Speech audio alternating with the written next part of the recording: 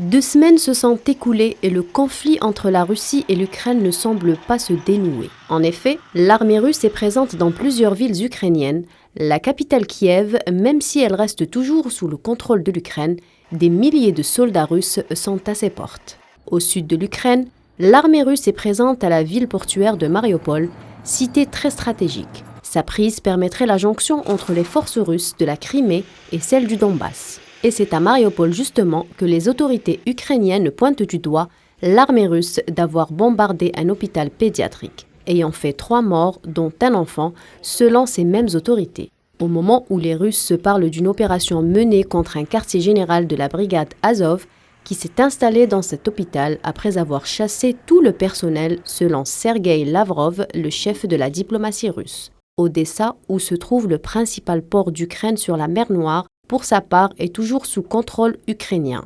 L'ouest de l'Ukraine est pour l'instant largement épargné par le conflit. Sa plus grande cité, Lviv, s'est transformée en plaque tournante pour les missions diplomatiques, les reporters et les Ukrainiens à la recherche de sécurité ou bien d'évasion dans un pays limitrophe.